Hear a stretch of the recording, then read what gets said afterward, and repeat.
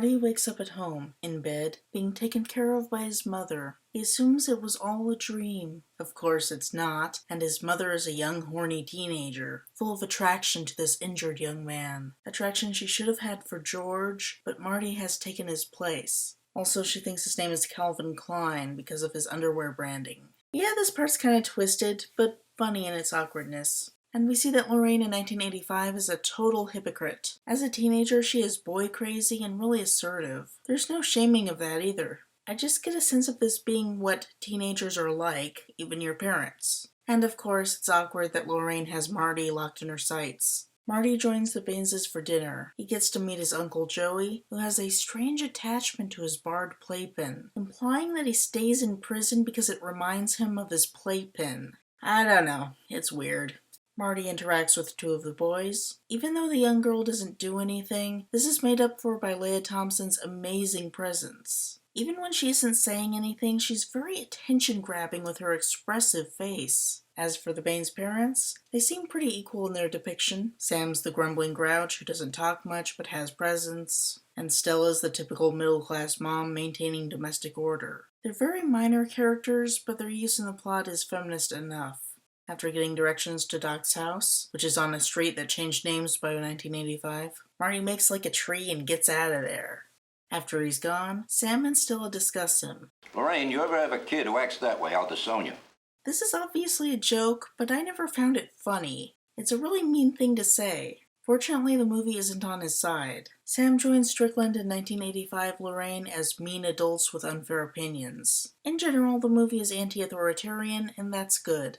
Marty locates Doc's mansion and knocks on the door. Doc is kind of a weirdo, and he borrows this strange young man for an experiment in mind reading. Marty tries to tell him what's going on, but it sounds completely outlandish even to Doc. Marty shows him a picture of him and his siblings that has a future date on Linda's shirt, but Doc sees that his older brother Dave's hair is missing and assumes that it's a forgery. Doc gathers up a bunch of papers and holds up in his garage. But Marty gets through to him when he yells the story of how Doc had a vision of the flux capacitor. Marty takes him to the DeLorean and shows him the functioning flux capacitor. Doc sneaks the DeLorean back to his garage, somehow, and they address the problem at hand. Marty gets the video camera streaming to his television, which shows some surprising technical knowledge on his part. Doc observes his future self and assumes that he's wearing a radiation suit because the Cold War went hot and atomic fallout became a serious problem. Though he's wrong, it's part of the general specter of fear of nuclear attack that overshadows the film, which obviously would be more overt if there were a big friggin' bomb in the movie.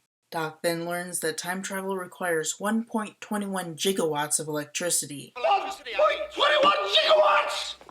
And he freaks out and declares it impossible. Marty begs him to reconsider, bringing up his relationship with Jennifer. I got a girl! Is she pretty? Oh, she's beautiful. I could see this being read negatively, but I think it's okay. Doc's a lonely guy, and he wants to appreciate Marty's romance when he doesn't have one himself. Also, I'm pretty sure we're supposed to laugh at that non sequitur.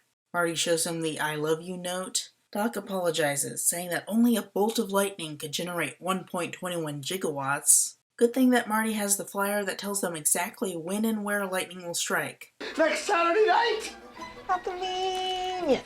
Unfortunately, Marty committed the grandfather paradox and interfered with his own conception, meaning that his timeline is slowly being written over to have his family not exist. Marty and Doc head to the high school to see if Marty can play matchmaker to his parents. Unfortunately, Lorraine is completely in love with Marty and ignores George completely. Marty decides to have George take Lorraine to the dance and have them kiss, to recreate the original timeline. Marty finds George at lunch. He questions what George is up to, and George shares that he writes science fiction stories about alien visitors. Marty is surprised to learn that his father is capable of that kind of creative hobby. He wants to read some, but George refuses, saying that he's just terrified of someone telling him he's no good, paralleling Marty's fear of sending a tape to a record company. Getting back on track, Marty tells him that Lorraine likes George and wants him to ask her to the dance. George lacks the self-confidence to ask her, and thinks that she would prefer to go with someone like Biff, pointing to Biff aggressively flirting with her. This shows that George is terrible at reading body language, because he's obviously harassing her. Biff tries to get Lorraine to have sex with him. She rejects him. He keeps spying on her. It's classic sexual harassment, and it's used in a basically feminist way by making Biff the bad guy and Marty the hero to stop him. I mean, it's the classic damsel in distress narrative, but it's better than something like the Wolfman that doesn't recognize unsolicited persistence as creepy. Marty runs to protect his mother, which unfortunately looks like a romantic gesture. Biff scares him, but he is prepared to fight to defend himself. I like that violence is not his preferred tool, but that he will use it when necessary to protect himself or others. That's a good heroic trait. Strickland shows up and prevents an actual fight, so Biff just intimidates him. So why don't you make like a tree and get out of here? Marty sees George is split and chases after him. George thinks that his behavior is alarming and tries to get away from him. George says that he can't ask out Lorraine, and he tries to rationalize his decision by saying that he'll miss his favorite TV show, Science Fiction Theater, which actually did have an episode airing on the night of the dance, November 12th, 1955. Give them credit for research. This gives Marty an idea.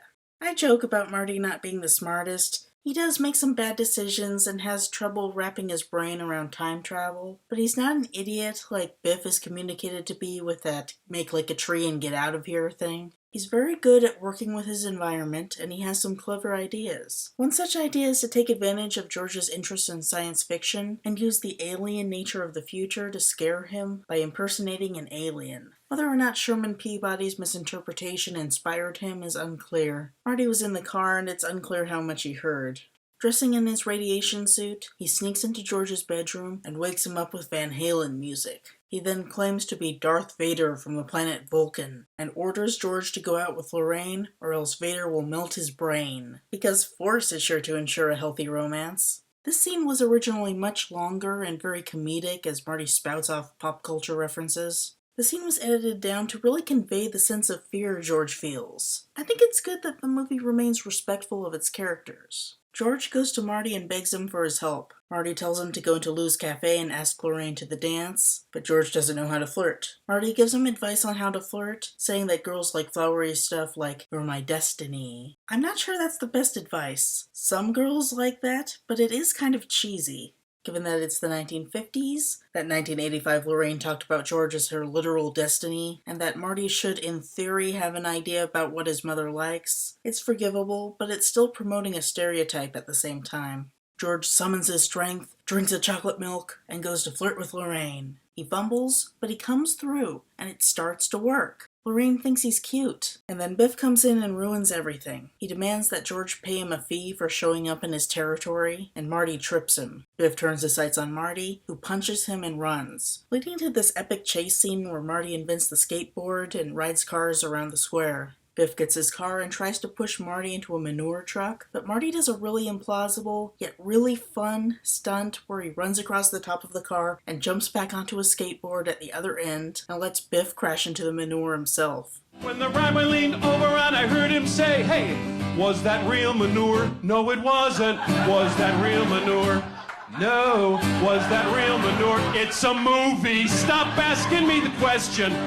Goldie Wilson then runs onto the scene for no other reason than to emphasize how awesome Marty is, which is a racist use of that character. Unfortunately, this whole adventure backfires on Marty's plan, as Lorraine now sees him as a romantic hero. Someone wonders where Marty lives, and she pledges to find out, following him back to Doc's place. What was that she said in 1985? When I was your age, I never chased a boy or called a boy. Yeah, sure. Marty comes back to find Doc watching the footage of his future self freaking out as he spots the Libyans. He rewinds and watches it over again. He presumably has been doing this all day. It's easy enough to infer that something really bad happens, some kind of threat, which Marty would have been escaping with his unwanted trip to 1955. Given that 1985 Doc wasn't with him, it's easy enough to infer that this threat kills him. Doc has been watching the moment before his death, 30 years in the future, with horrified fascination. And that is a reason why the terrorists are important to the plot. It's not just a goofy comedy. There are moments of terror and suspense in a human drama story with time travel. Marty starts to tell Doc about the Libyans, but Doc tells him to stop. If Doc were to alter his behavior based on Marty's influence, he could potentially cause catastrophe, just as Marty has unwittingly committed the grandfather paradox. It's not that Doc is in denial. He knows that there's something really bad in his future, but he doesn't want to cause greater harm by trying to avoid it, which makes the Doc a heroic figure. The threat represented by the terrorists is important. Doc has come up with a plan for Marty to ride the lightning. He'll install an electric cable running from the clock tower lightning rod to a line connecting two lamp posts. He's put a large hook on the DeLorean leading to the flux capacitor. Marty will drive up the street and time it so that he reaches 88 miles per hour and connects with the cable just as the clock tower is struck by lightning. Doc tries to demonstrate this with a model and almost burns the place down. You're instilling me with a lot of confidence, Doc.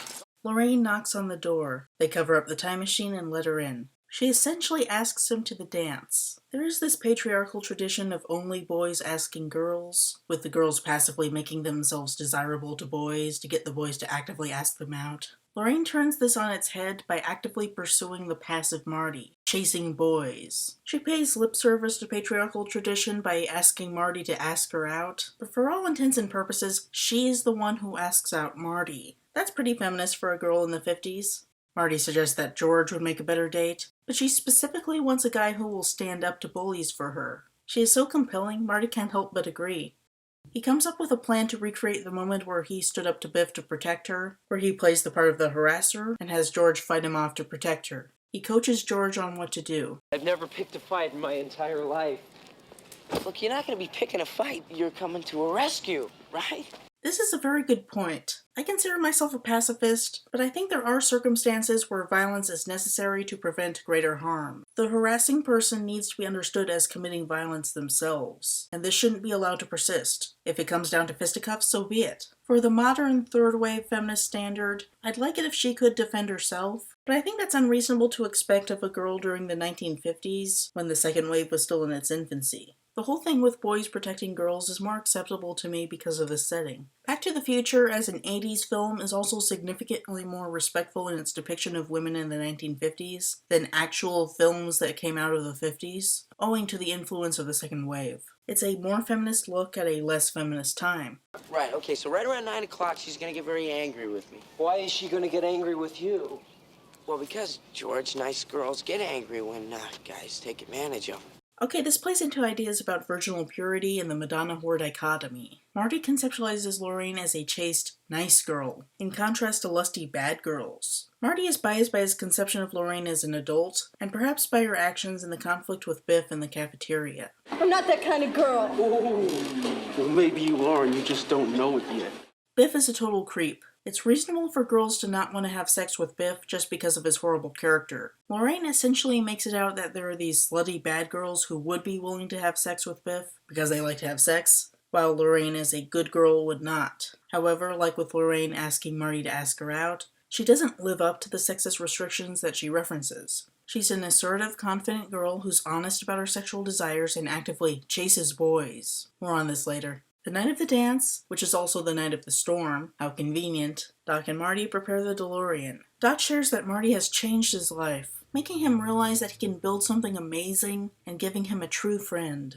I really like their friendship. They're two unlikely friends who forge these strong bonds, and they're able to openly discuss their deep affection for each other. It's really rare to see men do that, because of homophobia stigmatizing any male social interaction that might be perceived as gay, but you can tell that these two love each other as friends. Of course, ageism might play into that, as the two are from such separate age demographics that you wouldn't expect romantic interest even if one of them were female. But I still count it as a good depiction of platonic male love. On that note, there is a bit of homophobia in a deleted scene around that point. Marty worries that having to act sexual towards his mother would turn him gay. Why shouldn't you be happy?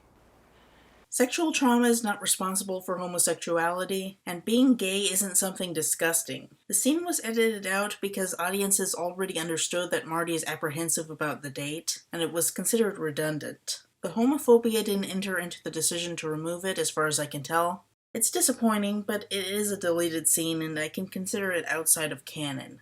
In this sappy atmosphere of friendship, Marty again tries to warn Doc about the Libyans, but Doc won't listen. Marty then writes him a letter to be opened in 1985, which is probably the best way to handle the danger of altering the timeline, and he hides it in Doc's coat, while Doc pays off a policeman to ignore the cables. Marty drives Lorraine to the dance and suggests that they park for a while. To his surprise, she's totally into it. Marty, I'm almost 18 years old. It's not like I've never parked before. What was that she said in 1985? When I was your age, I never chased a boy or called a boy or sat in a parked car with a boy. You rotten liar.